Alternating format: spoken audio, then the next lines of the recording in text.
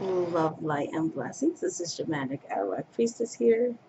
And I wanted to say, first and foremost, Happy International Tarot Day. I have a video that I'm going to watch later because I saw in one of my subscriptions that I have that someone made a video titled Happy Tarot Day, and I looked it up. And today is Tarot Day. Didn't know anything about it. Yeah. So I decided to do a VR to celebrate Tarot Day, and it's 16 things that make me happy. So, what brings me tarot happiness? Since I've been meaning to do this VR, but haven't had a chance to do it yet. So, here we go. I wrote it down on this cute little pink book that I have that I got on one of the gifts from one of my subscribers and friends here on YouTube. Okay. So the first thing is the first thing that I love about tarot is that I get to do psychic readings for a living. So I get to do what I love the most and make a living, and I'm able to be a full-time reader.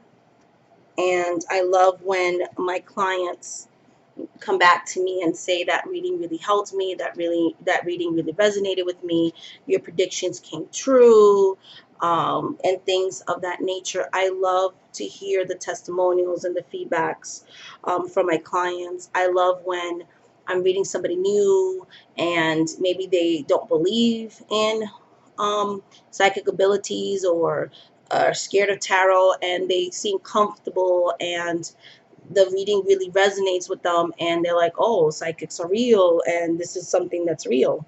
There's something behind this. So I love that validation, and I love reading existing clients and that repertoire that you have with them, and that connection. So I love the connections that I get to make with tarot with clients, and I love that I'm able to make a living and support my 4 children and myself with this skill and talent that I have.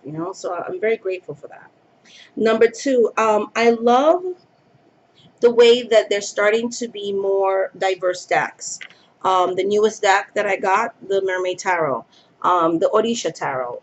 Like I said before, it has um, people of all different ages and shades and colors. And I love that, I love that. But still keeping the African spirits African, and someone that's initiated and knows about the religion and spiritual path can culturally appreciate a culture that they were not born into and make a deck that's so respectful. I love that's just one of the examples. In the mermaid deck, I haven't used it yet, but you have all different colors and cultures and body shapes and things like that. Like there's still a long way to go, but there is more diversity and things like that. Like one deck I'm looking into maybe in the future, the ancestral path deck, which is out of stock right now, so I'm kind of waiting on that. But yeah, so there's more decks that are starting to become more inclusive. The Spellcasters Tarot has like a same-sex couple, so things are starting to get better. Like I said, we still have a long way to go, but I see improvements. I see more inclusion, and I love that they're starting to do that. Number three, I love looking at my cards. I love shuffling the decks. I love touching the texture. I love, just playing with my cards and looking at the pictures and looking at symbolism. And I get anxiety sometimes, so that's very relaxing for me. And I love reading myself with tarot. Number four, I love daily draws. Like today, I'm working with the tarot, the Illuminati Tarot, and that's the card that I pulled for today. And I usually keep it right here on my reading altar where I do my readings. And I love looking at that and really seeing what's ahead for today, or what do I need to know, or what energies I need to work with. So I love daily draws. And number five goes with the daily draws. I love keeping a tarot journal. I love journaling at the end of the day or even the day after, if the message resonated, if it was accurate, what that card meant, and things like that. I really feel like it builds the connection that I have with the cards. Number 6, I love consecrating and charging decks. Like I love to do that. I love dedicating, clearing the energy, consecrating it, dedicating it to the main three spirits the main three deities that I serve and work with. I love the prayers, the incantations, the rituals that I do, so that I can put my intentions into every one of my decks and kind of tell it what it needs to do. I love charging my decks as well. Um, Number 7, I love reading the guidebooks. Like this has an excellent guidebook. I love decks. Like that's why I love Llewellyn so much. I love Los Caribou, but I love that Llewellyn always has these luscious, wonderful guidebooks. And I love reading the guidebooks. I love the Key to Tarot, like the A.E. Waite book. I love reading that. So like with the Rider Waite, I have like the first tarot book that I ever read. Like I love reading the guidebooks. I love knowing what is the symbolism, what does this mean, what was the artist trying to portray with that, and things of that nature. I feel like that deepens my connection, understanding, and knowledge, because I feel like I'm going to be a forever student. I'm never going to say, yes, I mastered everything, I'm the end all be all. Like I always feel like no matter how advanced you are, no matter how good you are, no matter how psychic you are, you can always build, you can always grow, you can always strengthen your gifts. And I just love the guidebooks, okay? Especially like a well-written guidebook. Number 8, I love reordering a deck. So when I love rotating my decks. So I like having a certain number of decks, and I love to rotate it because I went a whole year without buying decks because I started to feel like I was buying so many decks in 2017 that it was starting to feel like when I would unbox something, like I wasn't getting any joy out of it. That was like when I first started my channel 2 years ago. And so in 2018, I was still buying, but it was like slower. And then I went like almost a whole year without buying, not intentionally. I had started it off as like a challenge after the hurricane in Puerto Rico, and I started taking that money and donating and things like that. But then I started to feel really good. I started to feel like the decks didn't have control of me anymore. Like I could control wanting to buy stuff. So I started doing a rotation. So every so often I would trade my decks out. So for personal work, every 2 weeks to 4 weeks. And then I would have like 6 main decks that I would read my clients with. And every month, so every 28 to 30 days, I was switching between the 6. So every month or every 2 weeks, it felt like I was working with a whole completely new deck. And then I'll remember why I like the deck and I'll fall back in love with it. So I love rotating my decks because it kind of curves my spending. It helps me to study a deck more in depth. And it always makes me feel like I have something new. So when I put my decks away, I always like to put them back in order. As you can see, like I'm not working with this one. So it's on the 0 card, which is the Fool. You know what I mean? So I like having my decks in order when I'm not going to use them and I'm going to put them away for a while. I recently am getting such a nice feeling of purging decks that no longer serve me, that no longer resonate with me. And it helps me because, again, I like to have a certain number. So it helps me to pave way for new decks because I have limited space. I love seeing somebody connecting with a deck that once I connected with, or maybe a deck I didn't. For example, the Voodoo Tarot, like my oldest daughter loved it. And I was going to actually sell that one. And when I saw how much she loved it and how much she connected with it, it inspired me to do a giveaway because I saw how like she didn't even read the guidebook. Like instantly she connected with it and she's not even a tarot person.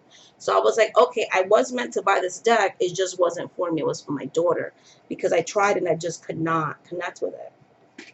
And she test readed me and other people and the readings were on point. So I love seeing that. 10, the size of my collection. So the size of my collection was about 60. And now it's at 44 and I'm comfortable. So I love that everybody has a comfort zone. Like you see people with hundreds of decks and they're comfortable with that. Then you see people, maybe they have 12, one person maybe have one. Like I love that everyone has their number and everyone has their comfort zone. And what resonates with one person may not resonate with another. Like I've talked to various people, and a lot of people are going into like purging and things like that. I like being able to control, like, from if I need something or if I actually want something, you know? And 44 at this time feels very comfortable to me. I feel very free when I let go of um, the debts that I did let go of. Like it just feels so freeing. Um, so number 11, Rider Waite Smith system. I love Pamela Coleman Smith's artwork. I love like the original tarot, the centennial, and things like that. The regular Rider Waite with the playbacks, but I also love the redrawing. I am obsessed with Rider Waite clones. So even um, decks that exactly look the same, but it's a different artist or recoloring of her deck. Like I love the varieties that they have of the Rider Waite Smith. And again, Pamela Coleman Smith, I love her art style. It really speaks to me. I'm starting to get into Marseille now, and that's starting to speak to me as well. Number 12, I like non-traditional decks as well, because I like the fact that if Rider Waite Smith doesn't work for you, you have all these modern takes, all these modern artists that are kind of putting their spin or their take on tarot, their way of looking at things. So I love the variety. I love that there's non-traditional tarot because not everybody likes that. Like for instance, the Wheel of the Year. I had a problem with the Devil card, and decks like this. When I was, getting out of a very fundamentalist religious practice, I didn't have to deal with the Devil card. I can't find it on here. So, but yeah, I didn't have to deal with that card that was scary and nasty and things like that. So um, I love that they have decks that if you're afraid of the Devil card, you can pretty much use a non-traditional deck. Or if Christian imagery, for some people they're like, I don't even want any association with Christianity, and you have the Rider Waite Smith. This is your the card 20. So like when they do the resurrection, that a lot of people don't like that because there's an angel there blowing the horn and things like that. The judgment card, a lot of people have trouble with it. In this deck, this is your judgment card. There's no angels. You know what I mean? So, things of that nature. Or the Ace of Cups that has like a spiritual hand, and the chalice that has the M for marriage, and it's actually like a communion cup. So there's a lot of Catholic symbology in the Rider Waite Smith. You have a card like this, which is still the Ace of Cups or the Ace of Chalices, but there's a fairy. There's not like a godlike, you know, entity that's like, or you have your Lover's card. There's no angel here. Instead, you have a hand fasting. So, things like that. So this type of deck helped me to transition eventually to Rider Waite Smith. The Crystal Visions, same thing, because you didn't have your Christian symbology that, again, not everyone is going to feel comfortable with it. Not everyone is going to connect with that type of imagery.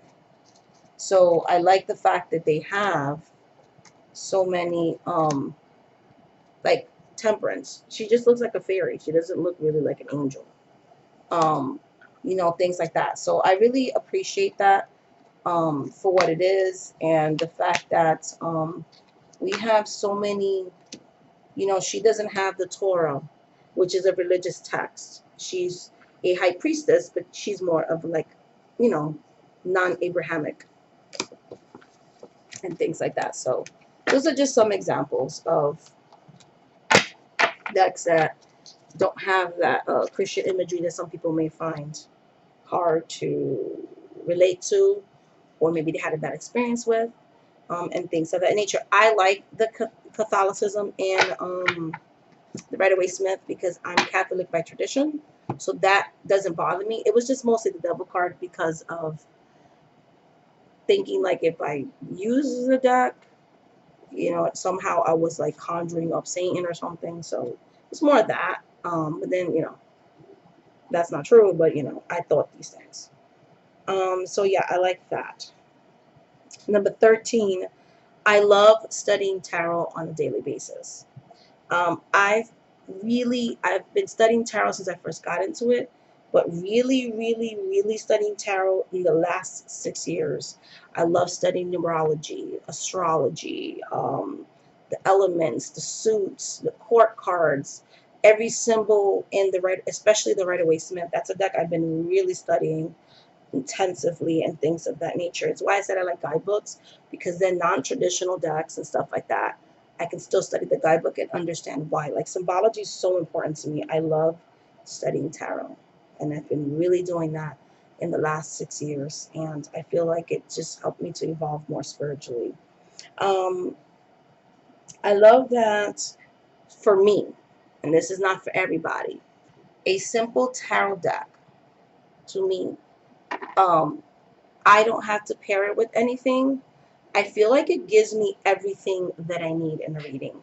Like I can do chakra readings, I can do past life readings, I could do inner child, I can do therapeutic, I can do predictive, love, money, family, everything. Like to me, tarot gives me everything. It really is a tool that opens up and connects me to my psychic abilities. Like, I don't know what it is. Like, I love the feeling that I get when I'm deeply connected with the client, and I could feel the energy exchange and the chills and the goosebumps and my third eye pulsating and my ears ringing and me hearing spirit speaking to me. I love how connected my spirit guides, my deities are to this form of divination, because it really, really, really, really resonates with me on a high spiritual level.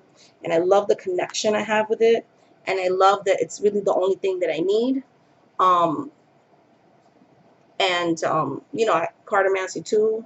Like I said before, I used to read with no tools, but it used to give me migraines. So I love that tarot can connect me quicker, and it isn't as physically exhausting to me as just purely channeling like that was. It was taking a really big toll on me physically, health-wise, everything. Number 15, I love the channels that I've discovered because of tarot. I love watching the walkthroughs because it helps me to see if I want a deck or not. I love collection videos. I love seeing how people store their decks. I love top 5 videos. I love all those things. I love knowing what people's top 5 tarot decks are. I love seeing like their work area and how they keep their tarots. Like I love tarot videos. Like I do. Um, that's not all I love, but I like people talking about how they work with their decks and things. And number 16 is I love mass produced decks. I love the accessibility that people have to tarot decks on different economic levels. So if you can't afford an indie deck, there's always mass-produced decks that every day get better. The artwork is beautiful. I love mass-produced decks because if a deck gets messed up, I can always easily find a copy or a backup copy. They don't go as much out of print as independent decks, so I like that as well. And they're affordable. So the way that I use decks, they pretty much wear down quickly because I use them for professional readings, to be honest, or working with myself on self-work. And so I like to be able to rifle shuffle my cards and not worry about not being able to replace my favorite deck. So these are the 16 things that bring me tarot happiness. So happy International Tarot Day. And I'm going to get to my next reading, and then I'm going to see if anybody else makes videos about International Tarot Day. I'm going to watch Corbin's video because I think she made a video about Happy Tarot Day, and I put it to my watch later. I'm going to probably watch it this evening, and I'm going to see what she's going to talk about in the video. So because of the notification that she uploaded a video, I was like, oh, it's a Happy Tarot Day, so let me make a video too. So much love, light, and blessings. Thank you so much for watching this video, and until the next video, guys. And if you want to work with me one-on-one basis, shamanic@priestess.com, shamanic@priestess.com. I am a psychic reader. I can read on all different areas of your life. I can do spiritual investigations, love reading, money readings, family readings. I do predictive readings. I can do self-work readings. I can do one-time mentorship in my readings. So kind of getting you to what spirits you want to serve. How can you serve them and things like that. I can do that if that's all you're really looking for. I can do just angel readings, like all types of different types of reading. I also am a shaman and a root worker, so I can do shamanic healings. I can do root work and spells and rituals and all that good stuff. So just go to my website and you can see the testimonials on there and everything of that nature. But much love, light, and blessing. Thank you so much for watching this video. And until the next video, guys, bye.